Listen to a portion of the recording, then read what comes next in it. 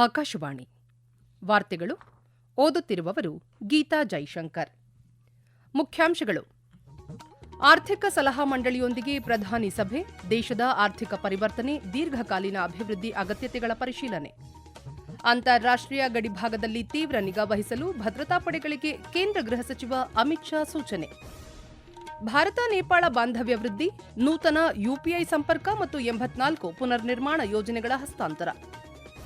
NEET UG 2026 ಮರುಪರೀಕ್ಷೆ, ಪ್ರಶ್ನೆ ಪತ್ರಿಕೆ ಸೋರಿಕೆ ವದಂತಿ ನಿರಾಕರಿಸಿದ ರಾಷ್ಟ್ರೀಯ ಪರೀಕ್ಷಾ ಸಂಸ್ಥೆ.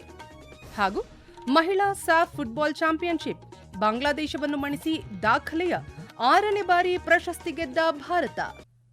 ವಾರ್ತೆಗಳ ವಿವರ. ಪ್ರಧಾನಿ ನರೇಂದ್ರ ಮೋದಿ ನಿನ್ನೆ ಪ್ರಧಾನಮಂತ್ರಿ ಆರ್ಥಿಕ ಸಲಹಾ ಮಂಡಳಿ ಇಎಸಿ ಸದಸ್ಯರೊಂದಿಗೆ ಸಭೆ ನಡೆಸಿದರು. ಜಾಗತಿಕ ಅನಿಶ್ಚಿತತೆಯ ಸಮಯದಲ್ಲಿ ಭಾರತದ ಆರ್ಥಿಕ ಬೆಳವಣಿಗೆಯನ್ನು ಮತ್ತಷ್ಟು ಹೆಚ್ಚಿಸಲು ಪ್ರಧಾನಿ ಮತ್ತು ಇಎಸಿ ವಿವಿಧ ವಿಚಾರಗಳು ಹಾಗೂ ಕ್ರಮಗಳ ಕುರಿತು ಚರ್ಚಿಸಿದರು. ಜೀವನ ಸುಲಭತೆ ಮತ್ತು ವ್ಯವಹಾರ ಸುಲಭತೆಯನ್ನು ಸುಧಾರಿಸಲು ವಿವಿಧ ಸುಧಾರಣೆಗಳನ್ನು ಸಹ ಚರ್ಚಿಸಲಾಯಿತು. ಪಶ್ಚಿಮ ಏಷ್ಯಾ ಸಂಘರ್ಷವು ಭಾರತ ಮತ್ತು ಜಗತ್ತಿನ ಮೇಲೆ ಬೀರಿದ ಪರಿಣಾಮ ಕುರಿತ ಮೌಲ್ಯ ಮಾಪನವನ್ನು ಸದಸ್ಯರು ನೀಡಿದರು. ಸಾಮಾಜಿಕ ಮಾಧ್ಯಮ ಪೋಸ್ಟ್ನಲ್ಲಿ ಪ್ರಧಾನಿ ಭಾರತದ ಆರ್ಥಿಕ ಪರಿವರ್ತನೆ ಮತ್ತು ದೀರ್ಘಕಾಲೀನ ಅಭಿವೃದ್ಧಿ ಆದ್ಯತೆಗಳಿಗೆ ಸಂಬಂಧಿಸಿದ ವಿವಿಧ ವಿಷಯಗಳ ಕುರಿತು ಅವರು ಚರ್ಚಿಸಿರುವುದಾಗಿ ತಿಳಿಸಿದರು. ಸುಧಾರಣೆಗಳ ಪಯಣಕ್ಕೆ ಹೆಚ್ಚಿನ ವೇಗ ನೀಡುವುದು ಮತ್ತು ಜೀವನ ಸುಲಭತೆ ಹಾಗೂ ವ್ಯವಹಾರ ಸುಲಭತೆಯನ್ನು ಖಚಿತಪಡಿಸಿಕೊಳ್ಳುವ ದೃಷ್ಟಿಕೋನಗಳನ್ನು ಸಹ ಹಂಚಿಕೊಳ್ಳಲಾಗಿದೆ ಎಂದಿದ್ದಾರೆ. ಆರ್ಥಿಕ ಸಲಹಾ ಮಂಡಳಿಯು ಸ್ವತಂತ್ರ ಸಂಸ್ಥೆಯಾಗಿದ್ದು, ಇದು ಭಾರತ ಸರ್ಕಾರಕ್ಕೆ, ವಿಶೇಷವಾಗಿ ಪ್ರಧಾನಮಂತ್ರಿಗೆ ಆರ್ಥಿಕ ಮತ್ತು ಸಂಬಂಧಿತ ವಿಷಯಗಳ ಕುರಿತು ಸಲಹೆ ನೀಡುತ್ತದೆ. ಅಂತಾರಾಷ್ಟೀಯ ಗಡಿ ಭಾಗಗಳಲ್ಲಿ ನಡೆಯುವ ಹಣಕಾಸು ವಹಿವಾಟುಗಳು, ಕಟ್ಟಡ ನಿರ್ಮಾಣ ಹಾಗೂ ಆಸ್ತಿ ಖರೀದಿ ಮತ್ತು ಮಾರಾಟ ಪ್ರಕ್ರಿಯೆಗಳ ಮೇಲೆ ತೀವ್ರ ನಿಗಾ ವಹಿಸುವಂತೆ ಕೇಂದ್ರ ಗೃಹ ಸಚಿವ ಅಮಿತ್ ಶಾ ಭದ್ರತಾ ಪಡೆಗಳಿಗೆ ಕಟ್ಟುನಿಟ್ಟಿನ ಸೂಚನೆ ನೀಡಿದ್ದಾರೆ. ತ್ರಿಪುರಾದ ಗಡಿ ಭದ್ರತಾ ಪಡೆ ಬಿಎಸ್ಎಫ್ನ ಪ್ರಧಾನ ಕಚೇರಿಯಲ್ಲಿ ಈಶಾನ್ಯ ರಾಜ್ಯದ ಗಡಿ ಪ್ರದೇಶಗಳ ಭದ್ರತೆಗೆ ಸಂಬಂಧಿಸಿದಂತೆ ನಡೆಸಿದ ಉನ್ನತ ಮಟ್ಟದ ಪರಿಶೀಲನಾ ಸಭೆಯಲ್ಲಿ ಅವರು ಈ ನಿರ್ದೇಶನ ನೀಡಿದ್ದಾರೆ. ಗಡಿ ಭಾಗದಲ್ಲಿ ಕಳೆದ 5 ವರ್ಷಗಳ ಭೂ ದಾಖಲೆಗಳನ್ನು ಕೂಲಂಕಷವಾಗಿ ಪರಿಶೀಲನೆಗೆ ಒಳಪಡಿಸಬೇಕು ಎಂದು ಗೃಹ ಸಚಿವರು ಇದೇ ಸಂದರ್ಭದಲ್ಲಿ ಆದೇಶಿಸಿದ್ದಾರೆ. ಗಡಿ ದಾಟಿ ನಡೆಯುವ ಮಾದಕ ದ್ರವ್ಯ ಹಾಗೂ ಶಸ್ತ್ರಾಸ್ತ್ರ ಕಳ್ಳಸಾಗಣೆ ವಿರುದ್ಧ ನಿರಂತರ ಮತ್ತು ಸರಣಿ ಕಾರ್ಯಾಚರಣೆಗಳನ್ನು ಕೈಗೊಳ್ಳಬೇಕು. ಮಾದಕ ದ್ರವ್ಯ ಜಾಲದ ಹಿಂದಿರುವ ಪ್ರತಿಯೊಬ್ಬ ಸಾಗಣೆದಾರನ ವಿರುದ್ಧವೂ ಅತ್ಯಂತ ಕಠಿಣ ಹಾಗೂ ನಿರ್ದಾಕ್ಷಿಣ್ಯ ಕ್ರಮ ಕೈಗೊಳ್ಳುವಂತೆ ಅಧಿಕಾರಿಗಳಿಗೆ ಸೂಚಿಸಿದ್ದಾರೆ. ಭಾರತಕ್ಕೆ ಭೇಟಿ ನೀಡಿರುವ ನೇಪಾಳ ವಿದೇಶಾಂಗ ಸಚಿವ ಶಿಶಿರ್ ಖನಾಲ್ ಅವರೊಂದಿಗೆ ನವದೆಹಲಿಯಲ್ಲಿ ಕೇಂದ್ರ ವಿದೇಶಾಂಗ ವ್ಯವಹಾರಗಳ ಸಚಿವ ಎಸ್ ಜೈಶಂಕರ್ ಉನ್ನತ ಮಟ್ಟದ ದ್ವಿಪಕ್ಷೀಯ ಮಾತುಕತೆ ನಡೆಸಿದರು. ಈ ವೇಳೆ 2015ರ ಭೂಕಂಪದ ನಂತರದ ಪುನರ್ ನಿರ್ಮಾಣ ಕಾರ್ಯಕ್ರಮದಡಿ ಸಿದ್ದಗೊಂಡಿರುವ 72 ಆರೋಗ್ಯ ಸೌಲಭ್ಯಗಳು ಹಾಗೂ 12 ಸಾಂಸ್ಕೃತಿಕ ಪರಂಪರೆ ಯೋಜನೆಗಳನ್ನು ವರ್ಚುವಲ್ ಮೂಲಕ ನೇಪಾಳಕ್ಕೆ ಹಸ್ತಾಂತರಿಸಲಾಯಿತು.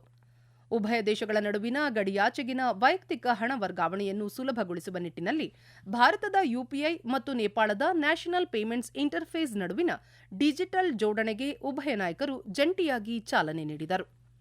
ಇದರೊಂದಿಗೆ ನೇಪಾಳಕ್ಕಾಗಿ ವಾಯ್ಸ್ ಫಸ್ಟ್ ಭಾಷಾ ಅನುವಾದ ವೇದಿಕೆಯ ರಾಷ್ಟ್ರೀಯ ಡಿಜಿಟಲ್ ಮೂಲಸೌಕರ್ಯವನ್ನು ಜಂಟಿಯಾಗಿ ಅಭಿವೃದ್ಧಿಪಡಿಸಲು ಭಾರತದ ಡಿಜಿಟಲ್ ಇಂಡಿಯಾ ಭಾಷಿಣಿ ಮತ್ತು ಕಠ್ಮಂಡು ವಿಶ್ವವಿದ್ಯಾಲಯದ ನಡುವೆ ಸಹಿ ಮಾಡಲಾದ ತಿಳುವಳಿಕೆ ಪತ್ರವನ್ನು ಉಭಯ ಸಚಿವರು ವಿನಿಮಯ ಮಾಡಿಕೊಂಡರು. ಸಭೆಯ ಆರಂಭಿಕ ನುಡಿಗಳಲ್ಲಿ ಮಾತನಾಡಿದ ಸಚಿವ ಎಸ್ ಜೈಶಂಕರ್, ಭಾರತ ಮತ್ತು ನೇಪಾಳವು ತಮ್ಮ ಮುಕ್ತ ಗಡಿ ಪ್ರದೇಶದಲ್ಲಿ ಭದ್ರತೆಯನ್ನು ಕಾಯ್ದುಕೊಳ್ಳಲು ನಿಕಟವಾಗಿ ಸಹಕರಿಸುತ್ತಿವೆ. ಕಷ್ಟದ ಸಮಯದಲ್ಲಿ ಉಭಯ ದೇಶಗಳು ಯಾವಾಗಲೂ ಪರಸ್ಪರರಿಗೆ ಬೆಂಬಲವಾಗಿ ನಿಂತಿವೆ ಎಂದು ಹೇಳಿದರು. ಏಷ್ಯಾ ಪೆಸಿಫಿಕ್ ವಲಯದ ವಿಮಾನ ಪ್ರಯಾಣಿಕರ ಸಂಖ್ಯೆಯು 2044ರ ವೇಳೆಗೆ ಬರೋಬ್ಬರಿ 410 ಕೋಟಿಗೆ ತಲುಪುವ ನಿರೀಕ್ಷೆ ಇದ್ದು, ಈ ಅಭೂತಪೂರ್ವ ಬೆಳವಣಿಗೆಯಲ್ಲಿ ಭಾರತವು ಅತ್ಯಂತ ಪ್ರಮುಖ ಹಾಗೂ ನಿರ್ಣಾಯಕ ಪಾತ್ರ ವಹಿಸುತ್ತಿದೆ ಎಂದು ಅಂತಾರಾಷ್ಟೀಯ ವಾಯುಸಾರಿಗೆ ಸಂಸ್ಥೆ ಐಎಟಿಎ ತಿಳಿಸಿದೆ. ಬ್ರೆಸಿಲಿಯಾ ನಗರದಲ್ಲಿ ನಿನ್ನೆ ನಡೆದ ಸುದ್ದಿಗೋಷ್ಠಿಯಲ್ಲಿ ಮಾತನಾಡಿದ ಐಎಟಿಎ ಸಂಸ್ಥೆಯ ಏಷ್ಯಾ ಪೆಸಿಫಿಕ್ ವಲಯದ ಪ್ರಾದೇಶಿಕ ಉಪಾಧ್ಯಕ್ಷ ಶೆಲ್ಡನ್ ಹಿ, ಕಳೆದ ಹಲವು ವರ್ಷಗಳಿಂದ ಈ ವಲಯದ ವಾಯುಯಾನ ಪ್ರಗತಿಯಲ್ಲಿ ಭಾರತದ ಕೊಡುಗೆ ಅತ್ಯಂತ ಗಮನಾರ್ಹವಾಗಿದೆ ಎಂದು ಶ್ಲಾಘಿಸಿದ್ದಾರೆ. ಭಾರತ ಇಂದು ಜಗತ್ತಿನಲ್ಲೇ ಅತ್ಯಂತ ವೇಗವಾಗಿ ಬೆಳೆಯುತ್ತಿರುವ ದೇಶೀಯ ನಾಗರಿಕ ವಿಮಾನಯಾನ ಮಾರುಕಟ್ಟೆಗಳಲ್ಲಿ ಒಂದಾಗಿದೆ.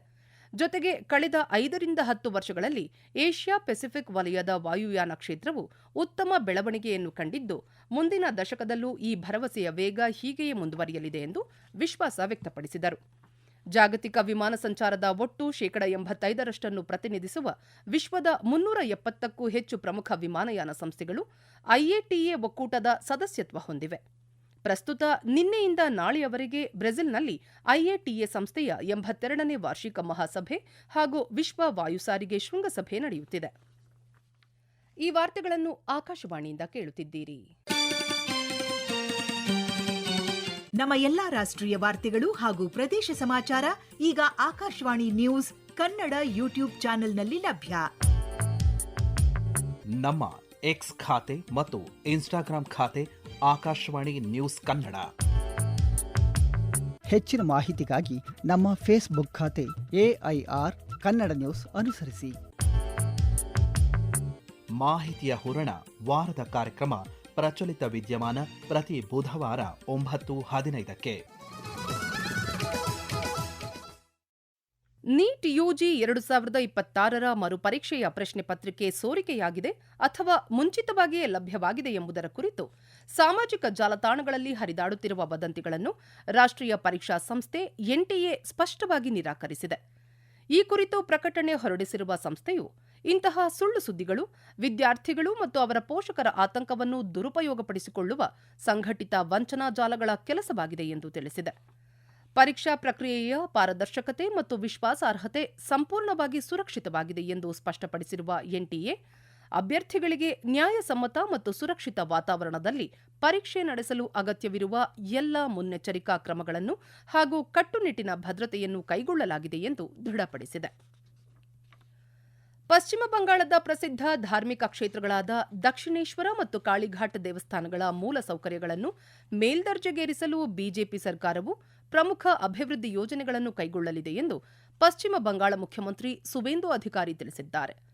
ಕೋಲ್ಕತಾದಲ್ಲಿ ನಡೆದ ಕಾರ್ಯಕ್ರಮವೊಂದರಲ್ಲಿ ಮಾತನಾಡಿದ ಅವರು, ಐತಿಹಾಸಿಕ ಗಂಗಾ ಸಾಗರ ಮೇಳವನ್ನು ಅಂತಾರಾಷ್ಟ್ರೀಯ ಮಟ್ಟಕ್ಕೆ ಕೊಂಡೊಯ್ಯುವ ನಿಟ್ಟಿನಲ್ಲಿ ಈಗಾಗಲೇ ಕೆಲಸಗಳು ಪ್ರಾರಂಭವಾಗಿವೆ ಎಂದಿದ್ದಾರೆ.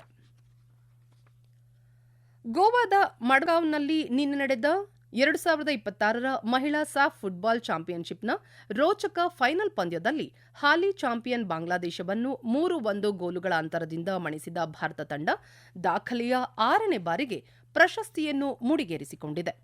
ಈ ಐತಿಹಾಸಿಕ ಗೆಲುವಿನೊಂದಿಗೆ ಭಾರತೀಯ ಮಹಿಳಾ ಫುಟ್ಬಾಲ್ ತಂಡ ಬರೋಬ್ಬರಿ 7 ವರ್ಷಗಳ ಸುದೀರ್ಘ ಕಾಯುವಿಕೆಯ ನಂತರ ಅತ್ಯಂತ ಪ್ರತಿಷ್ಠಿತ ಸಾಫ್ ಕಪ್ ಅನ್ನು ಮತ್ತೊಮ್ಮೆ ತನ್ನದಾಗಿಸಿಕೊಂಡಿದೆ. ನವಚಂಡೀಗಢದ ಮುಲ್ಲನಪುರ ಮಹಾರಾಜ ಯಾದವೇಂದ್ರ ಸಿಂಗ್ ಅಂತಾರಾಷ್ಟ್ರೀಯ ಕ್ರಿಕೆಟ್ ಕ್ರೀಡಾಂಗಣದಲ್ಲಿ ನಡೆಯುತ್ತಿರುವ ಭಾರತ ಮತ್ತು ಆಫ್ಘಾನಿಸ್ತಾನದ ನಡುವಿನ ಏಕೈಕ ಟೆಸ್ಟ್ ಪಂದ್ಯದ ಮೊದಲ ದಿನದಾಟದ ಅಂತ್ಯಕ್ಕೆ ನಿನ್ನೆ ಭಾರತ 85 ಓವರ್ಗಳಲ್ಲಿ 3 ವಿಕೆಟ್ ಕಳೆದುಕೊಂಡು 368 ರನ್ ಗಳಿಸಿದೆ. ಭಾರತದ ಪರ ಕೆಎಲ್ ರಾಹುಲ್ ಶತಕ ಗಳಿಸಿದ್ದು, 2ನೇ ವಿಕೆಟ್ ಜೊತೆಯಾಟಕ್ಕೆ ಸಾಯಿ ಸುದರ್ಶನ್ ಅವರೊಂದಿಗೆ 139 ರನ್ ಕಲೆ ಹಾಕಿದರು. ನಂತರ ಶತಕ ಗಳಿಸಿದ ಶುಭಮನ್ ಗಿಲ್ ಹಾಗೂ ಅರ್ಧ ಶತಕ ಗಳಿಸಿದ ರಿಷಬ್ ಪಂತ್ ಕಣದಲ್ಲಿದ್ದಾರೆ. 2ನೇ ದಿನದಾಟ ಇಂದು ಬೆಳಗ್ಗೆ 9:30ಕ್ಕೆ ಆರಂಭವಾಗಲಿದೆ. ಮಂಗೋಲಿಯಾದ ಉಲಾನ್ ಬಾತರ್ನಲ್ಲಿ ನಡೆಯುತ್ತಿರುವ ಉಲಾನ್ ಬಾತರ್ ಓಪನ್ 2026 ಕುಸ್ತಿ ಪಂದ್ಯಾವಳಿಯ 3ನೇ ದಿನದಂದು ಭಾರತದ ಸಾಗರ್ ಜಾಗ್ಲಾನ್ ಮತ್ತು ಕಾಜಲ್ ದೋಚಕ್ ಅವರು ಚಿನ್ನದ ಪದಕ ಮುಡಿಗೇರಿಸಿಕೊಂಡಿದ್ದಾರೆ. ನಿನ್ನೆಯ ಪಂದ್ಯಗಳಲ್ಲಿ ಭಾರತ ಒಟ್ಟು 2 ಚಿನ್ನ ಹಾಗೂ 4 ಕಂಚಿನ ಪದಕಗಳನ್ನು ಗೆದ್ದುಕೊಂಡಿದೆ. ಕೊನೆಯಲ್ಲಿ ಮತ್ತೊಮ್ಮೆ ಮುಖ್ಯಾಂಶಗಳು. ಆರ್ಥಿಕ ಸಲಹಾ ಮಂಡಳಿಯೊಂದಿಗೆ ಪ್ರಧಾನಿ ಸಭೆ. ದೇಶದ ಆರ್ಥಿಕ ಪರಿವರ್ತನೆ, ದೀರ್ಘಕಾಲೀನ ಅಭಿವೃದ್ಧಿ ಅಗತ್ಯತೆಗಳ ಪರಿಶೀಲನೆ. ಅಂತಾರಾಷ್ಟ್ರೀಯ ಗಡಿಭಾಗದಲ್ಲಿ ತೀವ್ರ ನಿಗಾ ವಹಿಸಲು ಭದ್ರತಾ ಪಡೆಗಳಿಗೆ ಕೇಂದ್ರ ಗೃಹ ಸಚಿವ ಅಮಿತ್ ಶಾ ಸೂಚನೆ. ಭಾರತ ನೇಪಾಳ ಬಾಂಧವ್ಯ ವೃದ್ಧಿ, ನೂತನ ಯುಪಿಐ ಸಂಪರ್ಕ ಹಾಗೂ 84 ಪುನರ್ನಿರ್ಮಾಣ ಯೋಜನೆಗಳ ಹಸ್ತಾಂತರ. ನೀಟ್ ಯುಜಿ 2026 ಮರುಪರೀಕ್ಷೆ, ಪ್ರಶ್ನೆ ಪತ್ರಿಕೆ ಸೋರಿಕೆ ವದಂತಿ ನಿರಾಕರಿಸಿದ ರಾಷ್ಟ್ರೀಯ ಪರೀಕ್ಷಾ ಸಂಸ್ಥೆ. ಹಾಗೂ ಮಹಿಳಾ ಸಾಫ್ ಫುಟ್ಬಾಲ್ ಚಾಂಪಿಯನ್ಶಿಪ್, ಬಾಂಗ್ಲಾದೇಶವನ್ನು ಮಣಿಸಿ ದಾಖಲೆಯ 6ನೇ ಬಾರಿ ಪ್ರಶಸ್ತಿ ಗೆದ್ದ ಭಾರತ. ಇಲ್ಲಿಗೆ ವಾರ್ತಾ ಪ್ರಸಾರ ಮುಕ್ತಾಯವಾಯಿತು. ನಮ್ಮ ಮುಂದಿನ ವಾರ್ತಾ ಪ್ರಸಾರ ಅಪರಾಹ್ನ 12 ಗಂಟೆಗೆ.